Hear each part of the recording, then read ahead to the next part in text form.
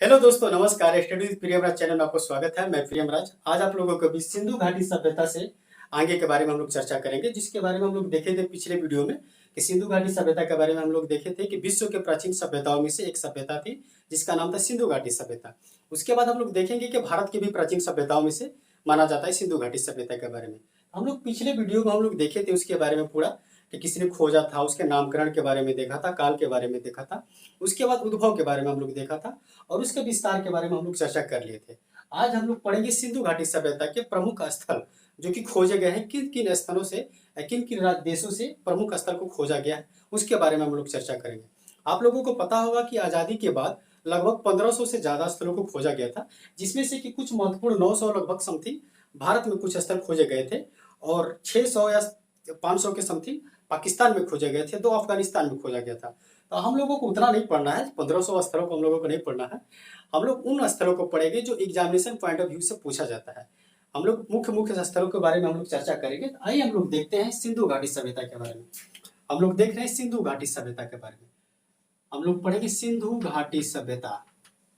सिंधु घाटी सभ्यता, घाटी सभ्यता।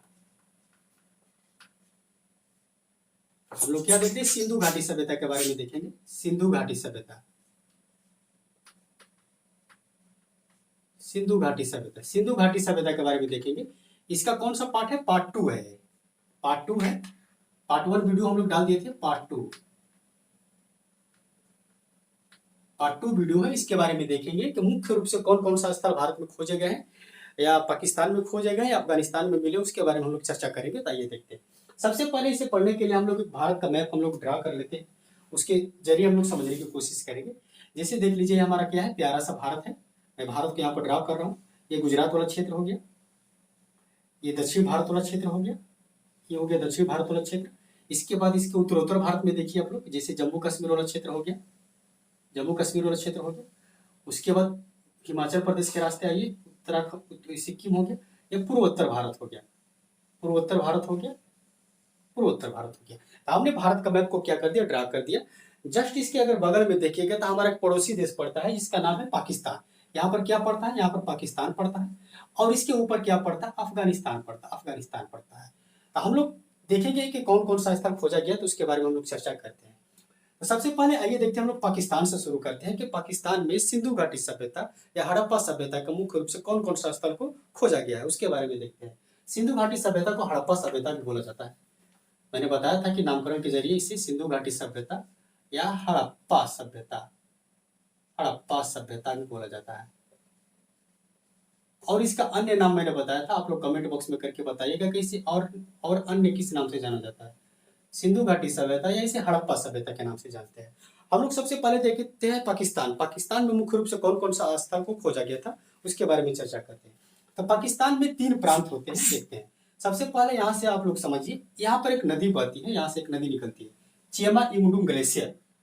मैंने ज्योग्राफी की क्लास में मैंने बताया था कि चेमा इमडुम ग्लेशियर में, आप लोग नहीं देखे हैं तो नदी वाला टॉपिक निकालिएगा, रिवर वाला।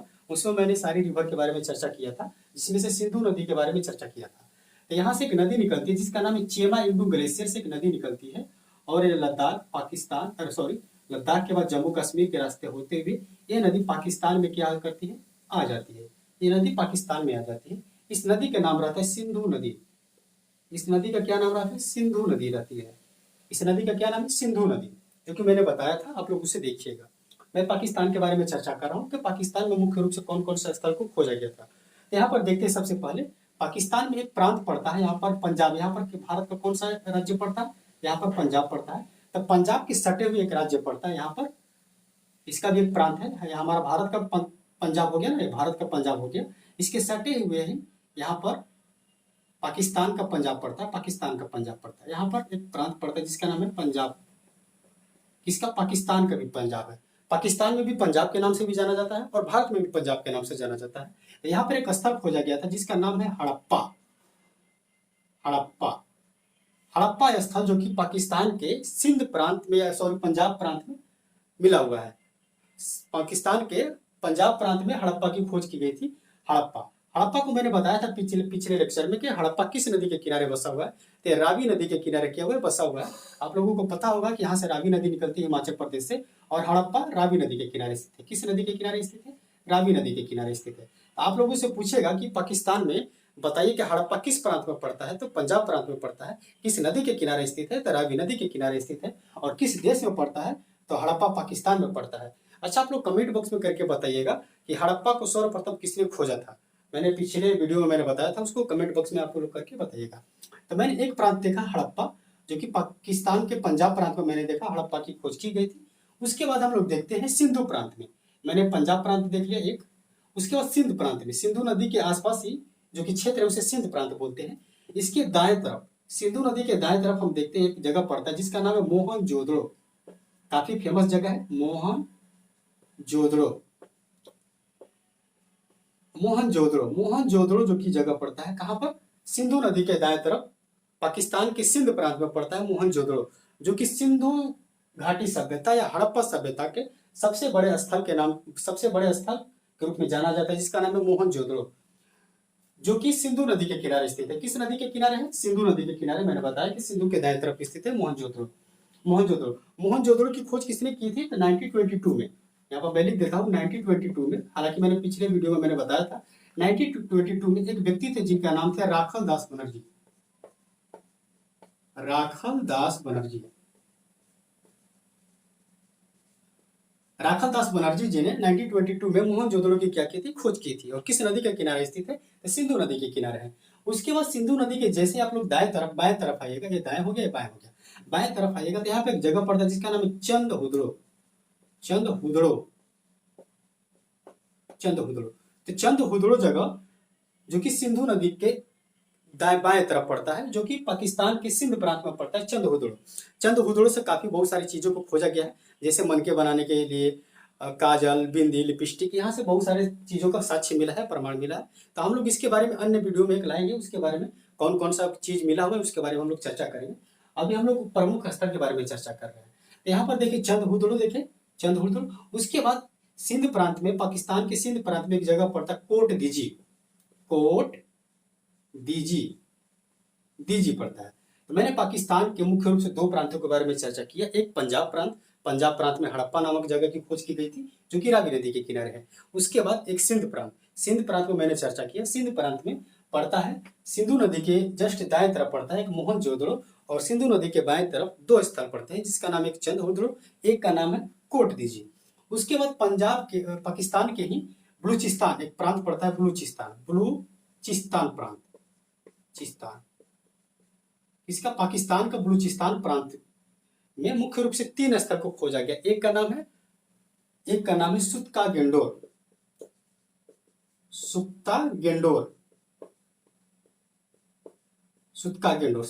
के बारे में मैंने चर्चा किया था पिछले वीडियो में। बताया था कि सुत्का गेंडोर सिंधु घाटी सभ्यता के सबसे पश्चिमी स्थल है। सुत्का गेंडोर किस नदी के किनारे स्थित है? तो दास्य नदी के किनारे स्थित है। मैं लिख भी देता हूँ, दास्य किस नदी के किनारे स्थित है? तो दास्य नदी के किनारे स्थित है। उसके बाद एक और स्थल पड़ता है जिसका नाम है बालाकोट।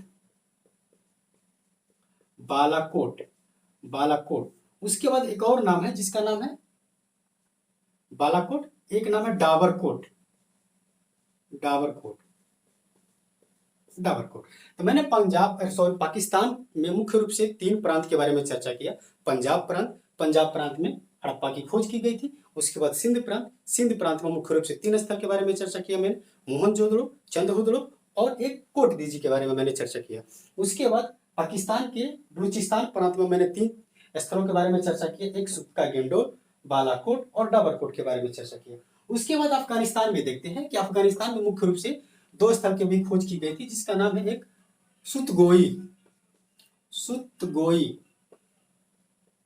सुतगोई एक जगह पड़ता है जो कि इसकी यहाँ पर खोज की गई। किस देश में? अफगानिस्तान देश में सुतगोई नामक जगह की खोज की गई थी। किसका स्थल है? तो सिंधु घाटी सभ्यता या हड़प्पा सभ्यता की स्थल है।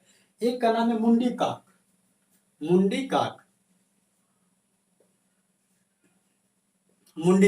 तो कभी कभी आप लोगों को एग्जामिनेशन में पूछ लेता है कि बताइए कि सुतगोई और मुंडी काक सिंधु घाटी सभ्यता का स्थल है, किस देश से खोजा गया है? तो अफगानिस्तान में किससे खोजा गया है? अफगानिस्तान में पूरा ही लिख देता हूं, अफगानिस्तान। अफगानिस्तान, अफगानिस्तान, अफगानिस्तान देश से खोजा गया। एक ये वाला क्षेत्र पंजाब वाला क्षेत्र, पाकिस्तान वाला, सॉरी बार बार मैं पंजाब ले रहा हूँ, पाकिस्तान, पाकिस्तान। तो पाकिस्तान से मैंने इतना क्षेत्र का बताया, अफगानिस्तान से बताया। उसके बाद हम भारत के बारे में देखते हैं, भारत के बारे में चर्चा करेंगे। तो भारत के बारे में देखेंगे कि भारत के सबसे उत्तर वाला स्थान, यानी ये सिंधु घाटी सभ्यता या हड़प्पा सभ्यता का सबसे उत्तरतम भाग एक जगह पड़ता है, इसका नाम है मादा। मादा, मादा किस नदी के किनारे स्थित है? तो मादा चेनाब नदी के किनारे स्थित है, चेनाब नदी के किनारे स्थित है तो मादा। जम्मू कश्मीर में एक जगह पड़ता है जिसका नाम है मादा, जम्मू कश्मीर राज्य में। हालांकि वो वर्तमान समय में राज्य नहीं रह चुका है, वो यूटी बन गया है, यानी केंद्र शासित प्रदेश बन गया है। 31 अक्टूबर 2019 को केंद्र सरकार के द्वारा जम्मू कश्मीर राज्य को उसे तोड़ करके 2 यूटी बनाया गया, यानी केंद्र शासित बनाया गया। एक का नाम जम्मू कश्मीर, एक का नाम लद्दाख बनाया गया। हालांकि वो ज्योग्राफी का एक चैप्टर है, मैंने आया तो मैंने बता दिया। तो जम्मू कश्मीर में एक जगह खोजा गया था जिसका नाम है मादा, जो कि सिंधु घाटी सभ्यता या हड़प्पा सभ्यता का सबसे उत्तर वाला स्थान है, जो कि चेनाब नदी के किनारे स्थित है। उसके बाद हम लोग देखेंगे पंजाब। यहाँ पर पंजाब, भारत वाला पंजाब में बोल रहा हूँ, न कि पाकिस्तान वाला पंजाब। पंजाब में मुख्य रूप से 2 स्थल को खोजा गया है। एक का नाम है रोपड़, मैं यहाँ पर लिख रहा हूँ रोपड़, रोपड़ एक स्थल, और एक का नाम है संघोल, संघोल। तो भारत के पाकिस्तान वाला, सॉरी भारत के पंजाब वाला क्षेत्र में रोपड़ और एक संघोल नामक स्थल की खोज की गई थी। तो यहाँ पर मैंने देखा पंजाब के क्षेत्र में। उसके बाद इसके जस्ट बगल में एक जगह पड़ता है हरियाणा, हमारा भारत का एक राज्य पड़ता है हरियाणा। हरियाणा, हरियाणा में मुख्य रूप से 2-3 स्थल की खोज की गई थी। यहाँ पर देखेंगे, सबसे पहले देखेंगे बनवाली, बनवाली। उसके बाद एक पड़ता है राखी गढ़ी, राखी गढ़ी। उसके बाद एक जगह पड़ता है भगवानपुरा, भगवानपुरा। तो मैंने देखा हरियाणा में मुख्य रूप से, ये हरियाणा वाला क्षेत्र हो गया, ये जम्मू कश्मीर वाला क्षेत्र हो गया, ये पंजाब वाला क्षेत्र हो गया। तो हरियाणा में मुख्य रूप से 3 स्थल के बारे में हमने देखा, एक बनवाली, राखीगढ़ी, एक का नाम पड़ता है भगवानपुरा।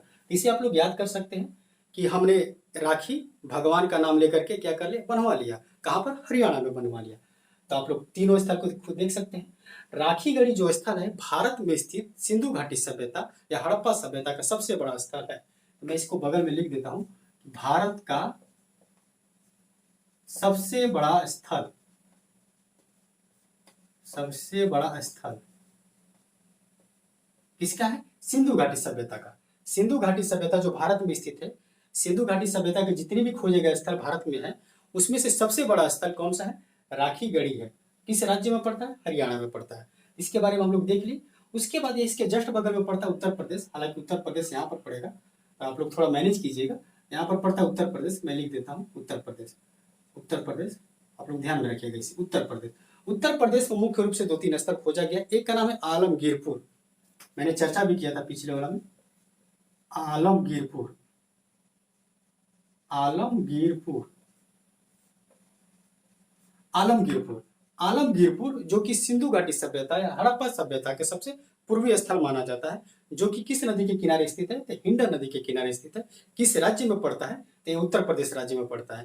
तो आप इसे आलमगीरपुर को देखिए। उसके बाद एक पड़ता है जगह संघोली, एक जगह और पड़ता है संघोली, संघोली, संघोली।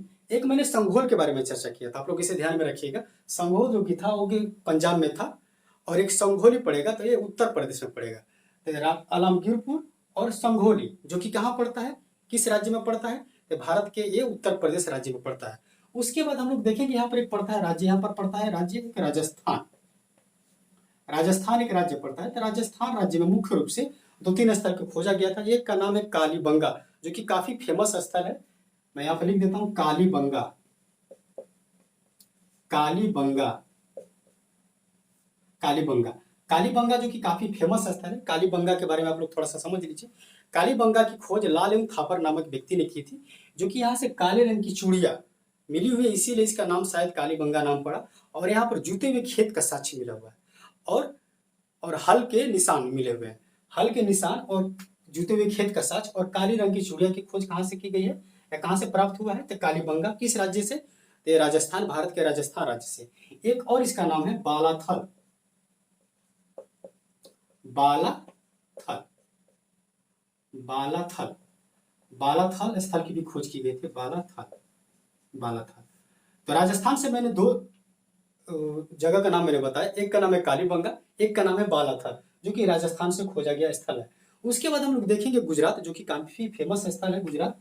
यहाँ पर थोड़ा सा मैप गड़बड़ हो गया, अच्छा कोई बात नहीं, यहाँ से मैं लिख देता हूँ, नीचे यहाँ पर लिखा गुजरात में देखता हूँ। गुजरात, गुजरात, गुजरात में मुख्य रूप से 3-4 स्थल ऐसे हैं कि जो कि काफी इंपॉर्टेंट है। जो कि पहला स्थल है जिसका नाम है लोथल, यहाँ पर मैं लिख रहा हूँ लोथल, लोथल, लोथल जो कि सिंधु घाटी सभ्यता का एकमात्र बंदरगाह वाला स्थल कौन सा है? लोथल है।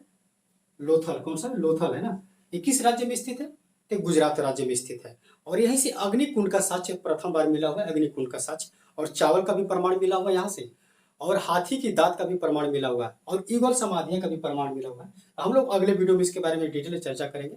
आगे तो मैं बता दिया, हालांकि आप लोग इसे नोट डाउन कर लीजिएगा। लोथल एक जगह पड़ता है, यहाँ से खोजा गया है। एक जगह और खोजा गया जिसका नाम है धौलावीरा, धौलावीरा। अभी इसे वर्तमान में 2021 में समथिंग इसे विश्व विरासत धरोहर में इसे शामिल किया गया है, विश्व विरासत धरोहर की सूची में शामिल किया गया है। आप लोग कमेंट बॉक्स में करके बताइएगा कि वर्तमान में विश्व विरासत धरोहर की संख्या कितनी है, या वर्ल्ड वर्ल्ड हेरिटेज की संख्या कितनी है वर्तमान में। तो मैंने बताया गुजरात में लोथल, धौलावीरा। उसके बाद यहाँ पर एक पड़ता है सुतकोटदा, सुतकोटदा, सुतकोटदा एक नामक जगह पड़ता है, यहाँ से खोजा गया सुतकोटदा, सुतकोटदा, जो कि यहाँ से हाथी घोड़े की अवशेष प्राप्ति हुई है। यहाँ से सुतकोटदा से घोड़े के अवशेष की प्राप्ति हुई है, सुतकोटदा से। उसके बाद गुजरात में 2 और स्थल है जिसका नाम, एक का नाम है रंगपुर, रंगपुर, रंगपुर नामक स्थल की खोज कहां से की गई थी? गुजरात से। उसके बाद एक और नाम है भगत राव, भगत राव, भगत राव। पूछ देगा कि भगत राव स्थल सिंधु घाटी सभ्यता का स्थल है, किस राज्य से खोजा गया था? तो ये गुजरात में पड़ता है, गुजरात से खोजा गया था। एक और स्थल है जिसका नाम है आप लोगों को रोजदी, रोजदी, रोजदी की भी खोज की ऐसी की गई थी। तो गुजरात के बारे में मैंने चर्चा किया लोथल, उसके बाद कौन सा? धौलावीरा, उसके बाद सुतकोटदा, उसके बाद मैंने बताया रंगपुर, भगत राव, रोजदी। उसके बाद एक बचता है भारत का मुख्य और अंतिम राज्य पड़ता है जो कि महाराष्ट्र, महाराष्ट्र। सिंधु घाटी सभ्यता का साक्ष्य मुख्य रूप से भारत के मुख्य रूप से राज्य में पड़ता है, जम्मू कश्मीर में पड़ता है, पंजाब में पड़ता है, हरियाणा में, उत्तर प्रदेश में देखा गया है, राजस्थान में देखा गया है, और गुजरात में देखा गया, और महाराष्ट्र में एक जगह खोजा गया है। इतने ही राज्यों में सिंधु घाटी सभ्यता का कुछ स्थल खोजे गए। महाराष्ट्र में एक जगह पड़ता है दायमाबाद, दायमाबाद, दायमाबाद जगह से अवशेष सिंधु घाटी सभ्यता का मिला हुआ है। दायमाबाद जो कि किस नदी के किनारे स्थित है? मैंने बताया था गोदावरी नदी के किनारे स्थित है, गोदावरी नदी के किनारे स्थित है। और जो कि सिंधु घाटी सभ्यता या हड़प्पा सभ्यता का सबसे दक्षिण वाला स्थान कौन सा है? दायमाबाद, जो कि किस राज्य में पड़ता है? जो कि महाराष्ट्र राज्य में पड़ता है। और किस नदी के किनारे है? तो गोदावरी नदी के किनारे है। तभी मैंने सिंधु घाटी सभ्यता के प्रमुख स्थल के बारे में हमने देखा, यहाँ पर मैं लिख देता हूँ प्रमुख स्थल, प्रमुख स्थल के बारे में मैंने देखा, प्रमुख स्थल, प्रमुख स्थल, प्रमुख स्थल के बारे में चर्चा किया। और इन स्थलों से क्या क्या चीज प्राप्त हुए हैं उसे अगले वीडियो में मैं लेकर आऊंगा। इसके बाद हम लोग देखते हैं सिंधु घाटी सभ्यता में नगर नियोजन कैसा था, सड़क कैसी थी, वहां की समाज का कैसा क्या था उसके बारे में देखते हैं, सड़क क्या था, दरवाजा कैसे कैसी थी, तो उसके बारे में हम लोग देखते हैं। आइए आइए हम लोग देखते हैं, हम लोग देखे सिंधु घाटी सभ्यता में प्रमुख स्थल के बारे में हम लोग देख लिए थे। उसके बाद हम लोग देखते हैं नगर नियोजन के बारे में। हम लोग नगर नियोजन के बारे में चर्चा करते हैं। नगर नियोजन यानी सिंधु घाटी सभ्यता का नगर नियोजन कैसा था? नगर नियोजन, नगर नियोजन, नगर नियोजन के बारे में देखते हैं। तो यहाँ के नगर नियोजन जो कि था वो ग्रिड पद्धति पर आधारित था। कौन सा पद्धति पर? ग्रिड पद्धति पर। तो सिंधु घाटी सभ्यता का नगर नियोजन कैसा था? तो ग्रिड पद्धति पर आधारित था। ग्रिड पद्धति, ग्रिड पद्धति पर आधारित था। किस पद्धति पर आधारित था? ग्रिड पद्धति पर। अब बात उठती है कि ग्रिड पद्धति क्या होता है। तो ग्रिड पद्धति मैं बता रहा हूँ, देखिए आप लोग। देखिए यहाँ पर जो हो गया कि यहाँ पर मुख्य सड़क हुआ करते थे। कौन सा सड़क? मुख्य सड़क हुआ करते थे, दोनों तरफ मुख्य सड़क हो गया। और इन सड़कों को जोड़ने के लिए एक और अन्य सड़क बनाया गया था, अन्य सड़क बना दिया गया। इधर भी एक अन्य सड़क बना दिया गया था, अन्य सड़क बना के दे दिया गया था। आप लोग देखिए कि शतरंज का आकार का बन गया। शतरंज, शतरंज जिस तरीका से चेस खेला जाता है, शतरंज दोनों तरफ बैठ करके शतरंज का आकार के देखे, शतरंज का आकार हो गया ना, इसी को बोलते हैं ग्रिड पद्धति। इसी को बोलते हैं ग्रिड पद्धति। और बीच में मकानें बनाई गई होती थी या भवनें बनाई गई होती थी, इसी को बोलते हैं ग्रिड पद्धति। यहाँ की नगर नियोजन कैसी थी सिंधु घाटी सभ्यता की? सिंधु घाटी सभ्यता की जो कि नगर नियोजन थी ग्रिड पद्धति पर आधारित था। उसके बाद हम लोग यहाँ पर नगर नियोजन के बाद देखेंगे कि शहरों का विभाजन। शहरों का विभाजन मुख्य रूप से दो भागों में किया गया था। तो हम लोग देखते हैं शहरों का विभाजन के बारे में देखते हैं। शहरों का विभाजन, शहरों का विभाजन, शहरों का विभाजन देखते हैं। शहरों का विभाजन, शहरों का विभाजन मुख्य रूप से दो भागों में किया गया था। एक पूर्वी शहर हुआ करता था, एक पश्चिमी शहर हुआ करता था। एक यहाँ पर देखिए, एक पूर्वी शहर हुआ करता था, पूर्वी शहर, पूर्वी शहर हुआ करता था। एक कौन सा शहर हुआ करता था? पश्चिमी शहर, पश्चिमी शहर। पूर्वी शहर हुआ करता था कि यहाँ के लोग जो निवास करते थे वो काफी गरीब हुआ करते थे। यानी पूर्वी शहर के लोग कैसे थे? ये गरीब थे। ऐसा थे, गरीब थे, यानी उतना संपन्न नहीं थे। और पश्चिमी शहर के लोग हुआ करते थे, ये अमीर लोग थे, यानी संपन्न लोग थे। यहाँ के लोग कैसे थे? यहाँ पर जो लोग निवास करते थे वो कैसे थे? संपन्न थे। संपन्न यानी अमीर थे, यहाँ के लोग अमीर थे। तो पूछ देगा कि शहरों का विभाजन किस तरीके से किया गया था? तो शहरों का विभाजन मुख्य रूप से दो भागों में किया गया था। एक पश्चिमी शहर, एक पूर्वी शहर। पूर्वी के शहर लोग काफी गरीब हुआ करते थे, पश्चिमी शहर के लोग काफी क्या हुआ करते थे? अमीर हुआ करते थे।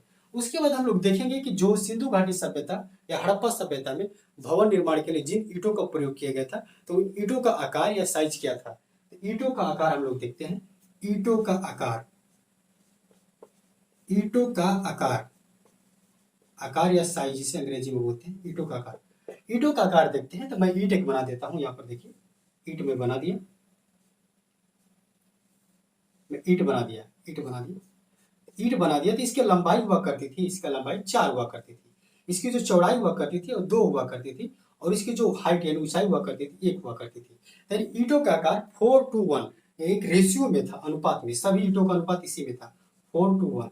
यानी इसका लंबाई, लेंथ, ब्रेथ और हाइट, यानी ईंटों का आकार लंबाई, चौड़ाई और ऊंचाई के रूप में था, जो कि 3, 2 और 4:1 के रूप में था। तो ये सभी ईंटें इसी रेशियो में था, 4:1 के रेशियो में था ईंटों का आकार। उसके बाद हम लोग देखते हैं यहाँ पर सड़क देखते हैं कि सिंधु घाटी सभ्यता में सड़क कैसी थी। सड़क का हम लोग देखते हैं, सड़क देखते हैं। सड़क सिंधु घाटी सभ्यता में मुख्य रूप से 2 सड़क हुआ करती थी। कितनी सड़क? 2 सड़क हुआ करती थी, जो कि ये एक मुख्य सड़क हुआ करती थी। ये एक मुख्य सड़क हो गई, और क्या है? एक मुख्य सड़क। इसके बगल में भी एक मुख्य सड़क हुआ करती थी, मुख्य सड़क। मुख्य सड़क हो गया ना जी, मुख्य सड़क। इन मुख्य सड़कों को जोड़ने के लिए एक अन्य सड़क और बनाया गया था, जो कि जोड़ने के लिए एक सड़क हो गया और ये एक सड़क हो गया बगल में। तो 2 मुख्य सड़क हुआ करती थी, इसे मुख्य सड़क बोलते हैं। मुख्य सड़क, इसको भी बोलते हैं मुख्य सड़क, मुख्य सड़क। मुख्य सड़क हुआ करता था। इन 2 मुख्य सड़कों को जोड़ने के लिए एक अन्य सड़क भी बनाया जाता था, जो कि जोड़ दिया करता था। उसके बाद बीच में एक पतली जो सड़क बनाया जाता था, इसे बोलते थे गली का सड़क। यानी जो मोटा मोटा मुख्य सड़क की चौड़ाई काफी चौड़ा हुआ करती थी, और जो गली की सड़क हुआ करती थी, ये गली का सड़क हो गया। किसका सड़क? ये मैं लिख रहा हूँ गली का सड़क। ये कौन सा? गली का सड़क। गली का सड़क या पतला सड़क जिसे बोलते हैं आप लोग, गली का सड़क। गली का सड़क या मुख्य सड़क। मुख्य सड़क की चौड़ाई काफी चौड़ा हुआ करती थी, और पतली सड़क जो हुआ करती थी वो गली की सड़क बोला जाता था। उसके बाद इसमें जो कि इसके साइड इधर मकान बनाया जाता था, इस साइड भी मकान बनाया जाता था, इस साइड भी मकान बनाया जाता था, इस साइड भी मकान बनाया जाता था।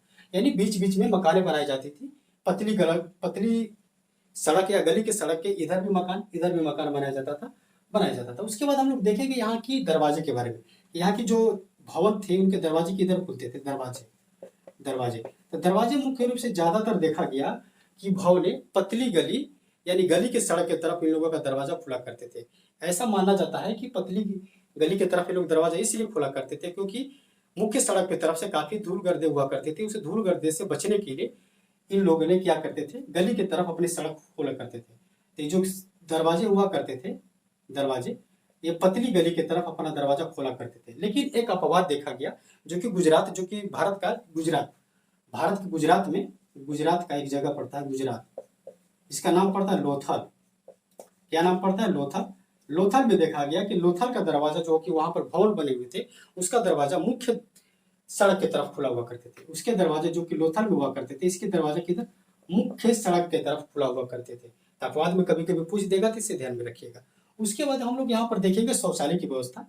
तो वर्तमान समय में जिस तरीका से देखे थे हम लोग नगर में कि शौचालय की काफी व्यवस्था की गई है। शौचालय की व्यवस्था, शौचालय, यहाँ पर शौचालय की भी व्यवस्था की गई थी। वर्तमान में हम लोग देखते हैं कि शहर में किस तरीके से शौचालय बनाया गया था, तो वहां पर भी शौचालय मुख्य रूप से अच्छे तरीके से बनाया गया था। उसके बाद हम लोग देखते हैं, शौचालय के बाद देखते हैं जल की निकासी के लिए एक नाली का प्रयोग काफी महत्वपूर्ण रखता है शहर के लिए। तो नाली का प्रयोग किया गया था, नाली का व्यवस्था भी किया गया था, जो कि नाली के मुख्य रूप से देखा गया गुजरात की एक जगह पड़ता धौलावीरा, जो कि जल निकासी के लिए काफी फेमस है। धौलावीरा गुजरात में पड़ता है, जो कि जल निकासी के लिए काफी फेमस है।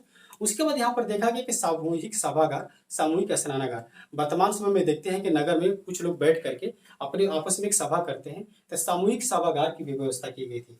सामूहिक सभागार की व्यवस्था, सामूहिक सभागार की व्यवस्था की गई थी। और सामूहिक स्नानागार यानी नहाने वाला जगह, जो कि सामूहिक स्नानागार की भी व्यवस्था की गई थी, जो कि मोहनजोदड़ो जो की जगह पड़ता है, वहां पर सबसे विशालतम स्नानागार की खोजा गया था। आज हमने देखा कि सिंधु घाटी सभ्यता के बारे में हम लोग देखा कि प्रमुख स्थल के बारे में हम लोग चर्चा किए। उसके बाद नगर नियोजन के बारे में चर्चा किए, शहरों का विभाजन हमने देखा, ईंटों का आकार देखा। उसके बाद हम लोग देखा सड़क देखा। उसके बाद देखा कि दरवाजे किस तरफ खुलते हैं, किस तरफ नहीं खुलते। अपवाद में हमने देखा कि लोथल जो है इसका दरवाजे मुख्य सड़क की तरफ खुलते हैं। उसके बाद हम लोग देखा कि शौचालय की व्यवस्था यहाँ पर की गई थी। उसके बाद जल निकासी के लिए नालियों का व्यवस्था की गई थी प्रबंध, जो कि गुजरात के धौलावीरा नाली के लिए काफी प्रसिद्ध है। उसके बाद देखा कि सामूहिक स्नानागार, सामूहिक सभागार की व्यवस्था की गई थी। आज हमने सिंधु घाटी सभ्यता के बारे में इतना जानकारी लिया। इसके जस्ट नेक्स्ट यानी अगला वीडियो आएगा, तो उसमें हम लोग पढ़ेंगे कि सिंधु घाटी सभ्यता में प्रमुख स्थल थे, उनसे क्या क्या प्राप्त हुए हैं। जैसे विशालतम स्नानागार कहाँ से है, कांस्य की मूर्ति कहाँ से प्राप्त हुए, तो उसके बारे में हम लोग अगले वीडियो में चर्चा करेंगे। तो आज हमने इतना ही चर्चा किया। अगर ये सेशन आप लोगों को अच्छा लगता हो तो लाइक शेयर एंड कमेंट करके बताइएगा कैसा लगा सेशन, और जो मैंने कमेंट में पूछा था उसे कमेंट में जरूर बताइएगा। धन्यवाद।